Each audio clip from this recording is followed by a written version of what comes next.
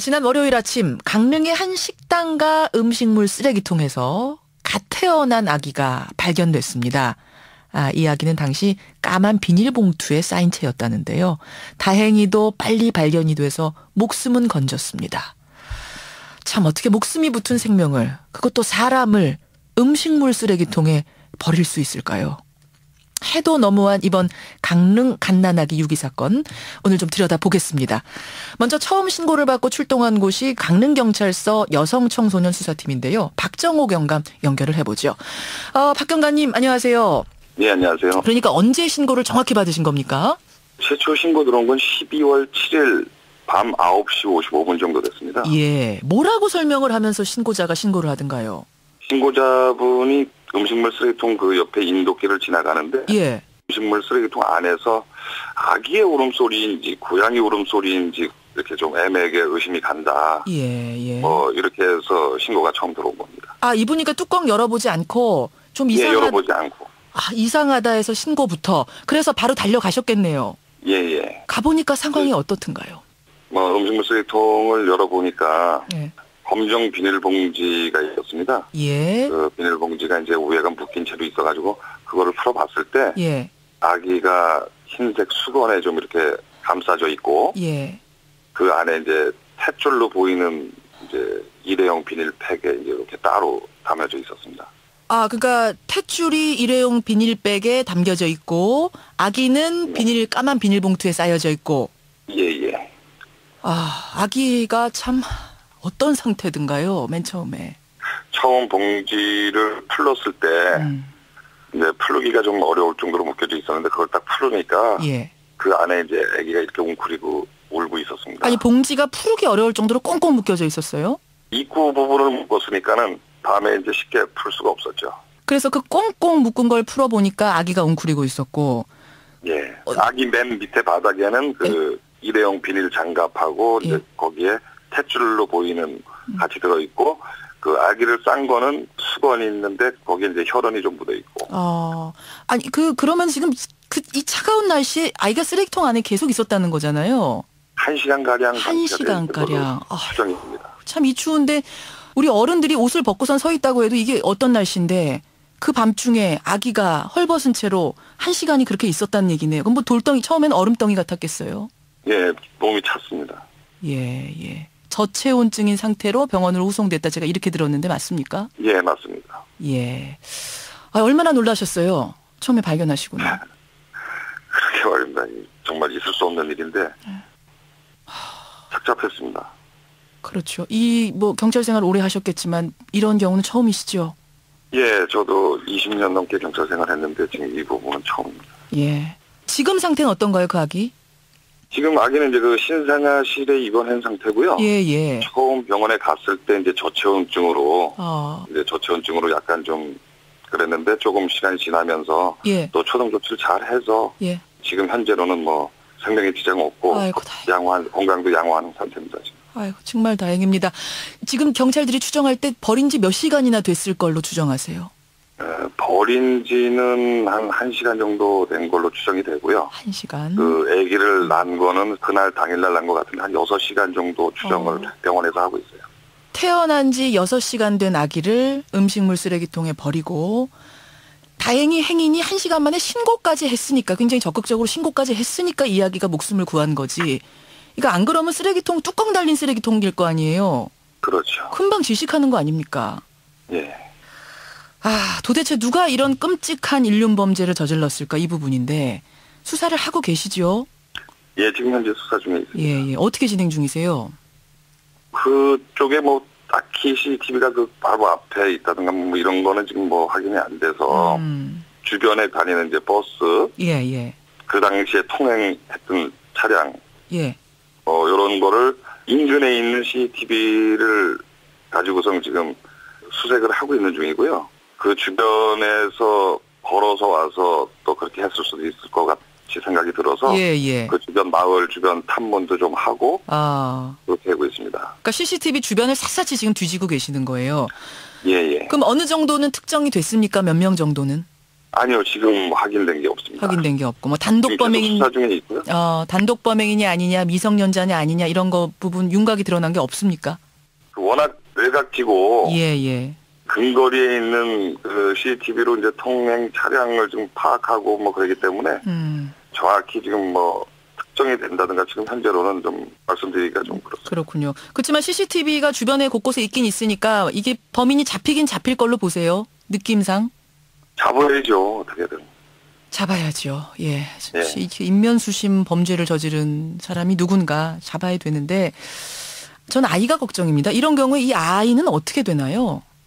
그 아이 같은 경우는 지금 현재 또 병원 신생아실에 입원 치료 중에 있어요. 예. 근데 이제 보통 한 일주일에서 열흘 정도 뭐 아이 건강 상태를 지켜보고 치료를 해서 건강 상태가 양호하고 퇴원이 할 수 있다고 생각되면은 저희가 그 강릉에 있는 아동복지센터가 있습니다. 예. 그 아동복지센터로 아이를 이제 인계를 합니다. 그러면 아동복지센터에서 이제 아이를 돌보다가 이제 그 뒤에는 이제 거기서 입양 조치가 되든지 뭐 그런 식으로 진행이 되는 것 같습니다.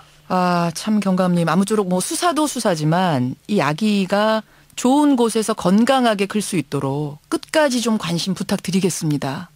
예, 알겠습니다. 예. 오늘 말씀 고맙습니다. 예, 감사합니다. 예, 강릉경찰서 여성청소년수사팀의 박정호 경감 먼저 연결을 해봤습니다. 도대체 잊을만 하면 벌어지는 이런 영아 유기 사건, 도대체 실태는 어떤지, 대안은 없는 건지 전문가 한 분 연결해보죠. 이화여대 사회복지학과 정익중 교수 연결이 돼 있습니다. 정 교수님 나와 계세요. 네, 안녕하십니까. 네, 이 소식 처음 듣고 어떠셨어요? 너무 황당한 일이라, 근데 자주 영아 유기가 있었기 때문에요. 근데 그 쓰레기통에 유기한 거는 뭐 처음인 것 같아요. 거의 대부분 영아가 이제 살기를 바라면서 뭐 집 앞에 두거나 아니면 뭐 찾을 수 있는 곳에 두거나 그런 경우들이 많이 있었거든요. 그러니까요. 근데 이렇게 죽기를 바라는 마음으로 이렇게 유기하는 경우는 좀 드문 경우라서, 그래서 충격적으로 다가왔습니다. 충격적이죠. 그러니까 비닐봉지에 그것도 그냥 싼 게 아니라 꽁꽁 묶어서 음식물 쓰레기통에 뚜껑을 탁 덮어서 밤중에 놨다는 겁니다. 이건 정말 죽기를 바라고 놨다는 건데 도대체 왜 이런 행동을 했을까요? 이 미혼모 같은 경우에는 남들에게 알려지는 걸 가장 두려워하기 때문에 어떻게 보면 꼭 이게 이 사람만의 책임이냐. 저는 같이 사회가 공범이지 않을까 이렇게 생각이 됩니다. 우리 사회도 공범이다. 미혼모에 대한 사회적 편견 이런 것들이 워낙 심하기 때문에 뭐 손가락질 당하는 게 싫어서 그리고 생계적인 위협에 당하기 때문에 아마도 이런 그 극단적인 상황에서 이런 충동적인 범죄를 범하지 않았나. 아직 뭐 미혼모인지 뭔지 범인의 윤곽은 드러나지 않았습니다만 부모의 윤곽은 드러나지 않았습니다만 어쨌든 우리 사회 시스템도 뭔가 불충분하다는 건 사실이고 그렇다고 해서 이 아기를 이런 식으로 유기한 것이 이게 인륜적으로 절대 있을 수 없는 일 아닙니까? 맞습니다. 아니 아무리 키우기 어렵고 아무리 두려워도 이게 지금 있을 수가 있는 일인가요? 그건 아닌 것 같고요. 영아 유기 통계 혹시 잡힌 게 있습니까? 지금 거의 매년 비슷한데요. 한 200명에서 300명 정도의 아이들이 버려지고 있습니다. 그래서 한 그 정도 아이들이 지금 계속 버려지고 있고요. 이 아이들 중에서 사망자도 있고. 그렇습니다. 당장 시급하게 마련할 수 있는 대책이랄까요? 뭐 이게 우리가 손 놓고 있는 건 아니겠습니까만 그래도 우리가 당장 좀 시급하게 조금이라도 뭔가 대안을 마련해야 되지 않을까요? 뭐가 있을까요? 어떻게 보면 이런 극단적인 상황에 몰리게 된 거는 아마 사회적 편견도 있을 거고 경제적 지원 이런 여러 가지 이제 양육에 대한 부담감 이런 것들 때문일 거라는 생각이 듭니다. 그렇게 따지면 어떻게 보면 가장 먼저 필요한 거는 이런 유기가 근본적으로 이제 그 근절될 수 있는 방안들을 좀 생각해 봐야 될 것 같은데요. 그렇죠. 먼저 이렇게 출생 신고하는 방식으로는 제가 보기엔 이런 그 영아 유기가 근절되기 어려울 것 같습니다. 그 무슨 말씀이세요? 거의 병원에서 지금 이 경우는 아니지만 병원에서 출산하는 경우가 거의 99.99%거든요. 그래서 그렇죠. 병원에서 바로 출생 등록될 수 있도록 하는 거. 왜 그러냐면 지금은 한 달 이내 출생 신고만 하면 되도록 되어 있기 때문에 한 달 이내는 부모가 신고하도록 되어 있기 때문에 그리고 또 한 달이 지나도 5만 원 정도 과태료밖에 안 물기 때문에 한 달 정도 이렇게 고민할 시기가 있는 거예요. 그런 고민할 시기를 만드는 것 자체도 문제라고 생각이 됩니다. 그래서 그런 시기를 줄이는 게 굉장히 필요할 것 같고요. 그리고 경제적 지원 굉장히 필요할 것 같습니다. 뭔가 용기를 내서 아이를 키우고자 하는 사람 같은 경우에는 경제적 지원이 아주 절실한데 지금 현재는 최대가 한 15만 원 정도의 양육비밖에 지원하지 않고 있기 때문에 저소득층에 대한 지원이 그 정도밖에 안 돼요? 아이 낳는데도? 예.